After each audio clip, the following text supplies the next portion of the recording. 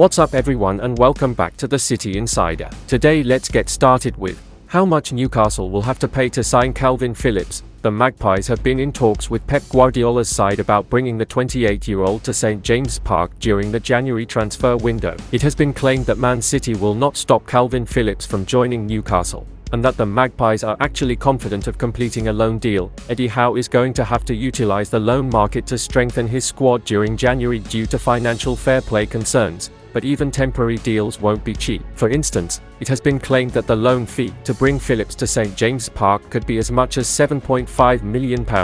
That is a lot of money just for a 6-month loan, but any kind of temporary deal will lead to questions over a permanent move. Manchester City ideally want to sell Phillips, and a new report from iNews has hinted at how much a permanent transfer in the summer would cost Newcastle. According to iNews, Manchester City would like any loan deal to include an obligation to make the move permanent in the summer for a fee in the region of £40 million. That is just shy of what they paid for him in 2022, with Phillips arriving at the Etihad Stadium from Leeds United for £42 million. If Newcastle were to sign him for that amount, he would become one of the club's most expensive signings ever.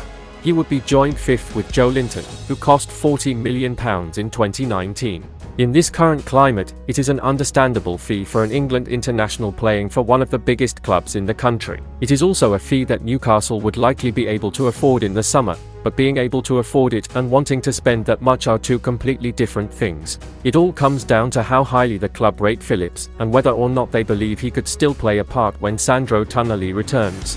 This is the difficult situation that Newcastle find themselves in. They need short-term solutions, but that could massively hinder their long-term spending. Man City's bold move for League One star, Manchester City. Club synonymous with strategic and high-profile signings, according to the Manchester Evening News, are reportedly in the midst of a significant transfer battle. The focus? Lille's young defender, Lena Yoro, the 18-year-old centre-back, a rising star in League One, has been a mainstay in Paulo Fonseca's team this season. His impressive performances have not only caught the eye of Pep Guardiola but have also led to speculation about a potential high-profile transfer, either in the current window or the upcoming summer. Yoro's potential move to City is not the only transfer story brewing. The club is also linked with Bayern Munich's Joshua Kimmich. Kimmich, well known to Guardiola from his time in Munich, is a player whose future continues to be a hot topic. With his contract expiring in 2025, this summer window could be Bayern's last chance to cash in on him. City's interest in Kimmich is on the table, but they are not alone. Liverpool and Manchester United are also said to be in the fray. City's transfer strategy appears to be a balancing act between bringing in fresh talent like Yoro and managing the futures of existing players like Phillips. Guardiola's approach has always been about evolving the team, and these potential moves reflect the club's ongoing commitment to maintaining its status at the top of English and European football. As the transfer window unfolds, Manchester City's moves will be closely watched. Whether it's securing a promising talent like Yoro or navigating the futures of players like Kimmich and Phillips, City's decisions will have significant implications for their squad dynamics and prospects. Julian Alvarez reveals Man City's main objective for 2024. The 23-year-old was part of the Manchester City side which won 5 trophies in 2023, including becoming the first team since Manchester United in 1999 to complete the treble, winning the Premier League, Champions League, and FA Cup. Alvarez, who also won the FIFA World Cup with Argentina in December 2022, has also won the FIFA Club World Cup and UEFA Super Cup since moving to the Etihad Stadium. The Argentine international has made 77 appearances for Manchester City to date, and has operated as an attacking midfielder in the absence of Kevin De Bruyne during the first half of the campaign. Alvarez scored twice in the Club World Cup final and has also been the scoresheet during City's past 2 Premier League wins.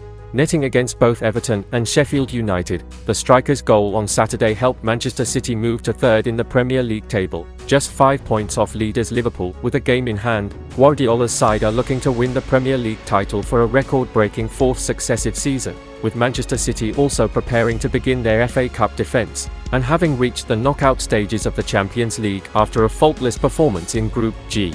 Speaking ahead of the new year, Alvarez revealed Manchester City's ambition for 2024, vowing that the team would try to emulate last season's success. "Now our goal is to win them all over again," revealed the Argentine, but to be, in a short time, world champion with the club and with the Argentinian national team is a source of pride.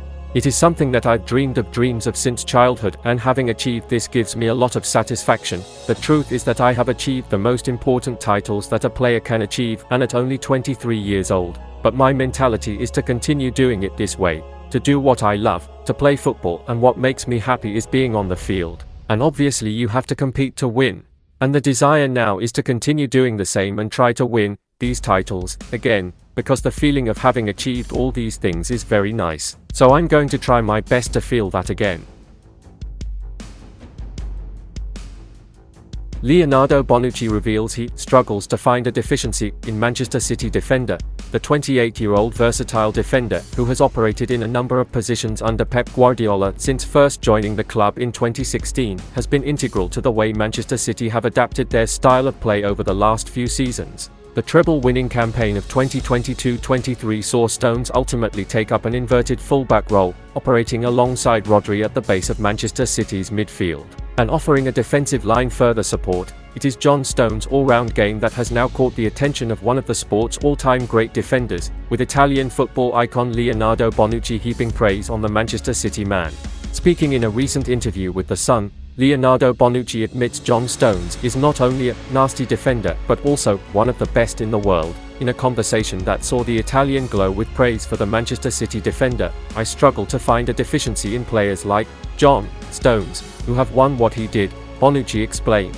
He's a leader, reads the game well, has rhythms and is intelligent. He's a technical player and a nasty defender. At City, Pep Guardiola saw a perfect role for him, to be more of a ball-playing defender. He makes mistakes, but who doesn't? He's still young and has a lot of time to improve and keep winning. Bonucci continued, in the end, who decides if someone is the best in the world? The fans, but with all due respect, it's got really whether they like you or not. Stones has done great things and I like him a lot. He's one of the best in the world. And that's the end of this video. Don't forget to subscribe and turn on notifications to support me.